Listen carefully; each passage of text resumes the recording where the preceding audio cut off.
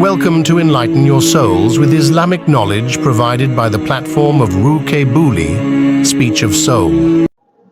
نحمد ونصلي على رسوله الكريم أما بعد فأعوذ بالله من الشيطان الرجيم بسم الله الرحمن الرحيم وعن أبي هريرة رضي الله تعالى عنه قال كان رسول الله صلى الله عليه وسلم إذا صلى على الجنازة قال اللهم اغفر لحينا وميتنا وشاهدنا وغائبنا وصغيرنا وكبيرنا وذكرنا وأنثانا اللهم من أحييته منا فأحيه على الإسلام ومن توفيته منا فتوفه على الإيمان اللهم لا تحرمنا أجره ولا تفتنا بعده.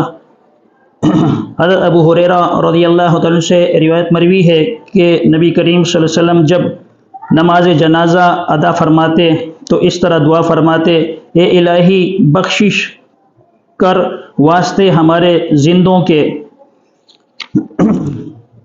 اور ہمارے مردوں کے اور حاضر ہمارے اور غائب ہمارے اور ہمارے چھوٹوں کے اور ہماری عورتوں کے.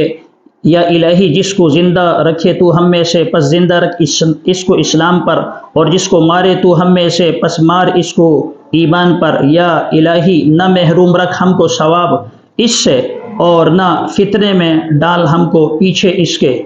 یہ روایت جو سنن ترمذی میں اور سنن ابن ماجہ میں مروی ہے حضرت ابو ہریرہ رضی اللہ تعالیٰ عنہ سے، اس بارے میں رسول اللہ صلی اللہ علیہ وسلم کی یہ جامع دعا ہے کہ جو میت کے نماز جنازہ کے اندر پڑھی جاتی ہے.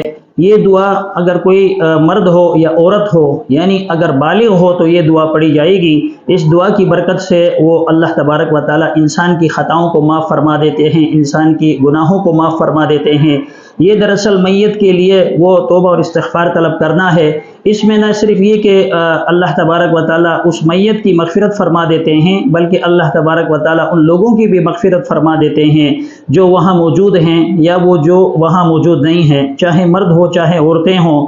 اسی طرح اللہ تبارک و تعالی ارحم الراحمین ہے. اللہ تبارک و تعالی جب کوئی شخص اللہ تبارک و تعالی کے ہاں توبہ طائب ہوتا ہے تو اللہ تبارک و تعالی اس کی گناہوں کو، اس کی خطاؤں کو معاف فرما دیتے ہیں.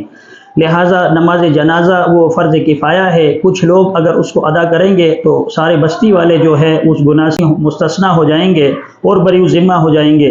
لیکن اگر کوئی شخص نماز جنازہ کے اندر بھی شرکت نہ کرے تو سارے اہل محلے والے گناہگار ہو جاتے ہیں. لہٰذا ہمیں چاہیے کہ اپنے مسلمان مرد یا عورت جس کا بھی انتقال ہو جائے اس کی نماز جنازہ میں شرکت کریں، کیونکہ اللہ تبارک و تعالیٰ اس کے ذریعے سے انسان کو بہت بڑا اجر عطا فرماتے ہیں. اور اس سے ایک تو یہ ہے کہ معاشرے کے اندر ایک دوسرے سے محبت پیدا ہو جاتی ہے، تو دوسری طرف اللہ تبارک و تعالیٰ کی رضا اور اللہ تبارک و تعالیٰ کی خوشنودی بھی حاصل ہوتی ہے. اللہ تبارک و تعالیٰ ہمیں اس کا اہتمام کرنے کی توفیق عطا فرمائے. آمین وآخر دعوانا ان الحمد للہ رب العالمین. Thanks for watching. For more Islamic lectures, kindly subscribe to Ruqe Booli on YouTube.